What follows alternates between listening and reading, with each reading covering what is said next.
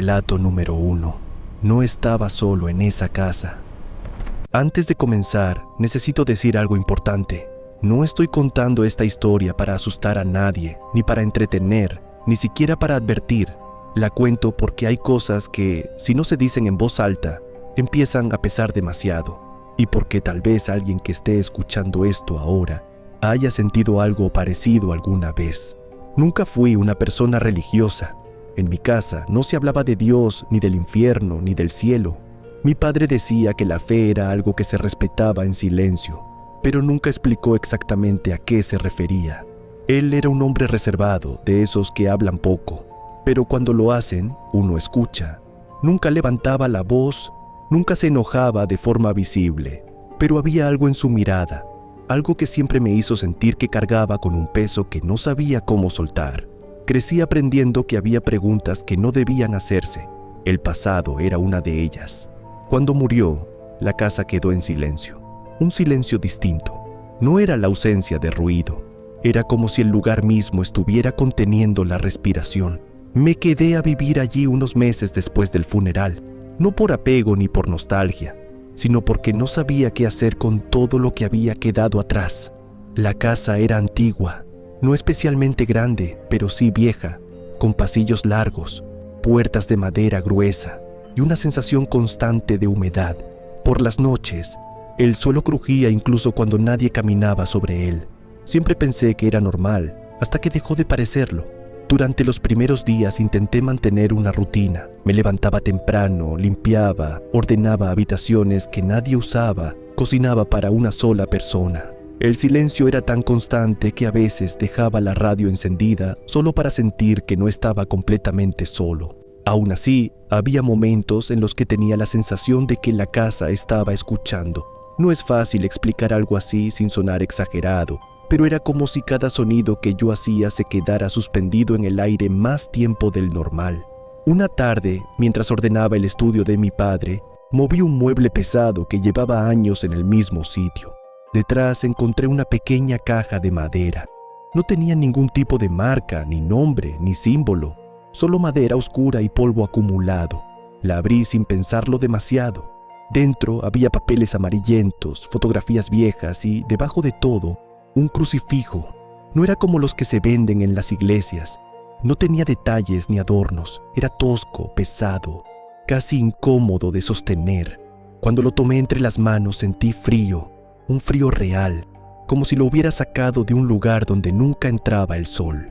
Recuerdo haber pensado que era extraño, nada más. No sentí miedo en ese momento, solo una incomodidad difícil de describir. Esa noche lo dejé sobre el escritorio del estudio. No sentí inquietud, solo una curiosidad que no terminaba de apagarse. Apagué las luces de la casa cerca de la medianoche y me fui a dormir, convencido de que todo tenía una explicación lógica. El primer sonido me despertó sin brusquedad. No fue un golpe ni un ruido fuerte. Fueron pasos, lentos, regulares, como si alguien caminara descalzo por el pasillo. Me quedé quieto en la cama, escuchando. No sabía si estaba soñando. A veces la mente completa sonidos cuando el silencio es demasiado profundo. Pero esos pasos no desaparecieron.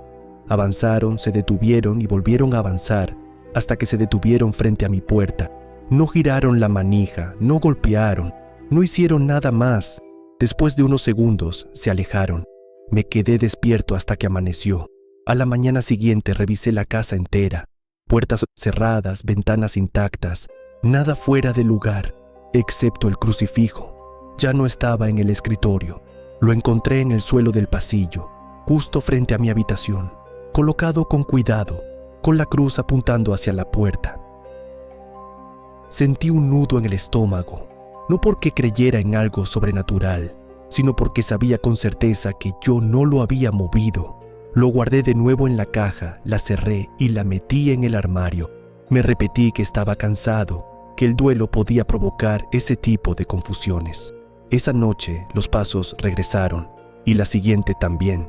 Con el paso de los días empecé a notar pequeños cambios en mí. Me costaba concentrarme. Perdía la noción del tiempo. Había momentos en los que me quedaba mirando una pared durante minutos, sin darme cuenta. Empecé a soñar cosas extrañas.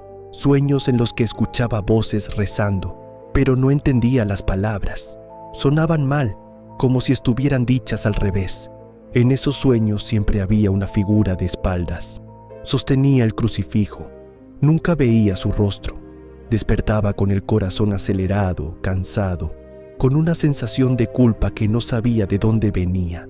Era como si hubiera hecho algo terrible y lo hubiera olvidado. Intenté ignorarlo, seguir con mi rutina, pero cada noche se hacía más difícil dormir. A veces sentía que alguien estaba de pie junto a la cama. No veía nada, pero lo sentía. El aire se volvía más frío, más pesado. Días después llamé a mi tío, el hermano de mi padre. No hablábamos mucho, pero necesitaba respuestas. Cuando mencioné el crucifijo, guardó silencio durante varios segundos. Luego me dijo que no debería haberlo tocado. Me dijo que ese objeto no era una protección, que nunca lo había sido, que era un recordatorio. Me contó que mi padre, siendo joven, participó en algo que jamás debió ocurrir, un acto disfrazado de fe, un ritual, una promesa que terminó mal.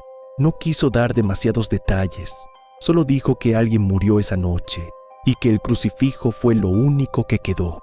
No pregunté más, no estaba seguro de querer escuchar el resto. Esa misma semana decidí deshacerme de él. Fui al bosque cercano a la casa. Caminé durante casi una hora hasta asegurarme de estar lo suficientemente lejos y cavé con mis propias manos. Enterré la caja y cubrí el agujero con tierra y hojas. Esa noche dormí en silencio por primera vez en mucho tiempo. Durante varios días todo pareció volver a la normalidad. Los pasos desaparecieron, los sueños se detuvieron. Empecé a pensar que había sido una mezcla de estrés, cansancio y sugestión. Pero entonces ocurrió algo que no supe cómo explicar. Una mañana encontré barro frente a mi puerta. Barro fresco, húmedo, como si alguien hubiera entrado a la casa con los zapatos cubiertos de tierra. Limpié sin pensar demasiado en ello, pero a los pocos días volvió a ocurrir, siempre en el mismo sitio, como si algo supiera exactamente dónde detenerse. Empecé a cerrar la puerta con llave por las noches, a revisar las ventanas una y otra vez. El crucifijo seguía enterrado, pero la sensación de ser observado regresó poco a poco. Con el tiempo entendí algo. No importa cuánto intentes enterrar ciertas cosas, algunas no quieren quedarse bajo tierra, algunas solo esperan que alguien las recuerde. No sé qué había realmente en ese crucifijo. No sé si era culpa, fe malentendida o algo peor. Lo único que sé es que desde entonces ya no confío en los objetos antiguos, ni en las cosas que aparecen donde no deberían estar. Si alguna vez encuentras algo que te incomoda sin razón, algo que parece fuera de lugar, tal vez no deberías ignorarlo. Algunas cosas no están malditas, solo esperan ser recordadas.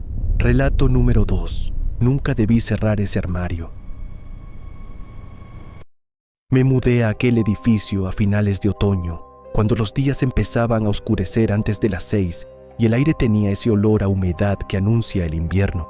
El inmueble estaba en una calle estrecha, lejos del ruido principal de la ciudad, rodeado de fachadas antiguas y persianas siempre a medio bajar. El portal era angosto, con baldosas desgastadas y un espejo manchado que deformaba el reflejo de quien entraba. El ascensor no funcionaba desde hacía años, así que subí por la escalera, contando los peldaños casi sin darme cuenta.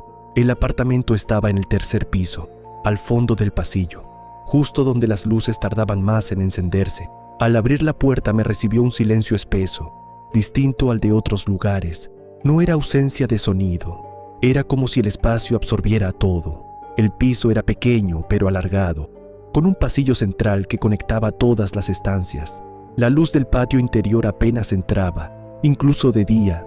Las primeras noches dormí bien, demasiado bien. Despertaba sin recordar sueños, como si el tiempo hubiera pasado sin dejar huella. Al cuarto día empecé a notar pequeños desajustes, la sensación de que el apartamento no se comportaba igual cuando yo no estaba presente, objetos ligeramente movidos, cambios mínimos imposibles de demostrar, pero difíciles de ignorar. Una tarde encontré la silla del dormitorio desplazada unos centímetros. Intenté convencerme de que había sido yo.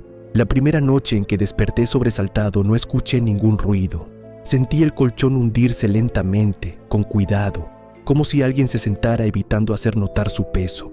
Me quedé mirando el techo, incapaz de moverme. El aire estaba más frío, más denso. No había respiración, no había contacto.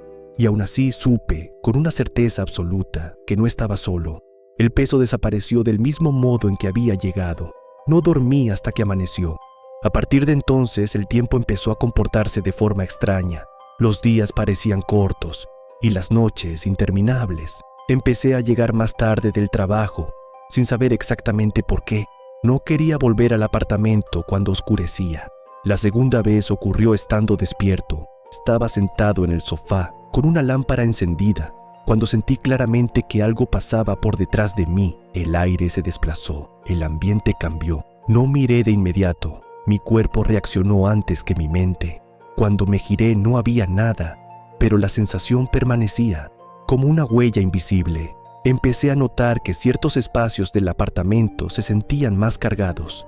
El pasillo central, el baño y, sobre todo, el armario empotrado del dormitorio. No tenía nada especial, pero cada vez que pasaba frente a él sentía una presión en el pecho, como si el aire se espesara. Una noche, cerca de las 3, escuché un sonido muy leve proveniente de su interior. No era un golpe ni un rasguño, era algo más contenido, como una mano apoyándose desde dentro, probando la resistencia de la puerta. Contuve la respiración. El sonido se repitió, casi imperceptible. Me levanté y encendí la luz. El ruido cesó de inmediato. Abrí el armario. No había nada, solo polvo acumulado y un olor antiguo, cerrado durante demasiado tiempo. Cerré la puerta con cuidado y me alejé sin saber por qué sentía vergüenza, como si hubiera interrumpido algo que no me correspondía. Fue entonces cuando empezaron los recuerdos. No llegaron de golpe, sino fragmentados. Sensaciones primero, espacios cerrados, oscuridad prolongada. El sonido de mi propia respiración. Recordé una habitación de mi infancia. Recordé un armario similar. Recordé haber estado encerrado durante horas. Recordé haber prometido no decir nada. Recordé haberme ido dejando algo atrás. La última noche que pasé en el apartamento no intenté dormir. Me senté en la cama frente al armario, con la luz apagada, observando la silueta de las puertas en la penumbra. No sentía miedo, sentía culpa, una tristeza antigua que no sabía cómo nombrar. Escuché entonces un suspiro. No venía del armario, venía de mí. El mueble crujió suavemente, como respondiendo. No se abrió, no hizo falta. En ese momento entendí que aquello no había empezado en ese edificio. Al mudarme, no había huido. Había traído conmigo algo que nunca se quedó atrás. A la mañana siguiente me fui sin despedirme. Dejé las llaves sobre la mesa y cerré la puerta sin mirar atrás. Desde entonces, en cada lugar donde duermo, dejo el armario abierto. No porque me tranquilice, sino porque sé que, si lo cierro, algo vuelve a sentarse al borde de la cama a esperar, y esta vez no se va. Relato número 3. La casa donde siempre era la misma hora. La primera vez que vi la casa fue una tarde de noviembre, cuando el cielo empezaba a oscurecer antes de lo normal y el aire olía a hojas mojadas y tierra removida. El pueblo estaba casi vacío, apenas unas cuantas casas alineadas a ambos lados de una carretera estrecha y sinuosa, rodeada de campos que parecían no terminar nunca. No había tiendas abiertas, ni niños ni perros, solo persianas bajadas y chimeneas apagadas, como si todos hubieran decidido ausentarse al mismo tiempo. La casa se encontraba al final del camino, ligeramente apartada del resto, con un muro bajo de piedra que ya no delimitaba nada. Su fachada era sencilla, demasiado neutra para un lugar tan aislado. 2 plantas, ventanas altas y un tejado inclinado cubierto de musgo. No parecía abandonada, pero tampoco habitada. El agente inmobiliario me dijo que llevaba años vacía, que perteneció a una familia que se marchó sin venderla y que nadie había vuelto a reclamarla. No pregunté más. Necesitaba un sitio tranquilo, lejos de todo, y aquel lo era en exceso. El primer día lo dediqué a recorrerla despacio, como si temiera despertarla. El interior olía a humedad antigua y madera cerrada. El suelo crujía con cada paso, pero no de forma irregular, sino casi rítmica, como si el sonido estuviera previsto. La casa tenía un pasillo central que conectaba todas las estancias, siempre en penumbra, incluso con las luces encendidas. Las ventanas dejaban entrar una luz pálida, sin dirección, como si el sol nunca incidiera directamente allí. La primera noche dormí profundamente, sin sueños, sin sobresaltos. Desperté con la sensación de haber cerrado los ojos solo unos segundos. Al mirar el reloj, marcaba las 3. En ese momento no le di importancia. Los días siguientes transcurrieron sin incidentes aparentes. Me levantaba temprano, desayunaba en silencio y salía a caminar por los alrededores. El pueblo seguía igual de quieto. No veía a nadie, pero tampoco sentía peligro. Era como si el tiempo se hubiera detenido ligeramente allí. Al cuarto día empecé a notar algo extraño con los relojes, el del horno, el del móvil, el de pulsera. Todos parecían desincronizarse, pero siempre acababan marcando la misma hora a medianoche, las 3:00 exactas. Al principio pensé que era una coincidencia o algún fallo técnico. La primera noche que me desperté a esa hora sentí frío, no un frío ambiental, sino localizado, como si el aire se concentrara en ciertos puntos de la habitación. Me giré en la cama y noté que el silencio era distinto, más profundo, más atento. Tuve la sensación absurda de que la casa sabía que estaba despierto. No escuché pasos ni ruidos, solo esa certeza incómoda de no estar completamente solo. A la mañana siguiente revisé todas las habitaciones. No encontré nada fuera de lugar. Sin embargo, empecé a notar que ciertos espacios me resultaban difíciles de atravesar. El pasillo, especialmente, parecía alargarse cuando caminaba por él, como si la distancia no fuera siempre la misma. Algunas noches tenía la impresión de que tardaba más en llegar al dormitorio que otras, aún contando los pasos. La segunda semana empecé a soñar con la casa, incluso despierto. Imágenes breves, fragmentadas, puertas cerrándose lentamente, relojes sin agujas, sombras inmóviles en las esquinas. Despertaba siempre a la misma hora, 3:00, nunca un minuto más, nunca un minuto menos. Una noche decidí quedarme despierto para comprobarlo. Apagué todas las luces y me senté en el salón, observando el reflejo tenue de la luna en el suelo de madera. El reloj del móvil marcó las 2:59. Contuve la respiración. Cuando cambió a las 3:00, sentí un cambio inmediato. El aire se volvió más pesado, como si la casa exhalara al mismo tiempo. Un leve crujido recorrió el pasillo, no como pasos, sino como un ajuste estructural, como si algo se acomodara. Me levanté y avancé despacio. El pasillo parecía más largo de lo habitual. Las paredes devolvían un eco suave, retardado, como si mis movimientos no ocurrieran al mismo tiempo que yo. Al llegar al final, frente a una puerta que apenas usaba, sentí una presión en el pecho. No sabía qué había detrás. No recordaba haber entrado nunca allí. Intenté abrirla. La manija estaba fría, más de lo normal. Al girarla, la puerta cedió con un leve gemido. La habitación estaba vacía, sin muebles, sin decoración. Solo una ventana cubierta por una cortina gruesa y un reloj de pared colgado torcido. El reloj marcaba las 3. Me acerqué lentamente. Las agujas no se movían, no estaban detenidas. Era como si esa fuera la única hora que conocían. En ese momento sentí algo detrás de mí, no una presencia definida, sino una concentración de silencio, demasiado cercana. No me giré, no hizo falta. La habitación pareció encogerse, como si las paredes se acercaran apenas unos centímetros. El reloj emitió un leve clic, no de avance, sino de ajuste. Comprendí entonces que aquella casa no estaba abandonada, era un lugar de espera. No supe de qué ni para quién. Las noches siguientes fueron peores. Empecé a perder la noción de los días. A veces despertaba convencido de que habían pasado semanas, otras sentía que llevaba años allí. El exterior seguía inmóvil, el pueblo no cambiaba, los relojes siempre volvían a las 3. Una madrugada, al despertar, escuché un murmullo, no palabras, solo un sonido bajo, constante, como muchas voces superpuestas sin intención de ser entendidas. Provenía del pasillo. Caminé hacia él con una calma que no sentía como propia. Al llegar, vi algo que me hizo detenerme. La casa parecía repetirse. El pasillo no terminaba donde debía. Había otro igual y otro más allá, perdiéndose en una sucesión imposible de puertas y sombras. Comprendí que ya no estaba en un lugar físico, o que nunca lo había estado del todo. El murmullo se intensificó y entre él empecé a reconocer algo familiar, respiraciones, movimientos leves, como personas que dormían en habitaciones contiguas. Supe entonces que no era el único. La casa no retenía cuerpos, retenía momentos, el instante exacto en que alguien se queda, el instante en que el tiempo deja de avanzar para ti.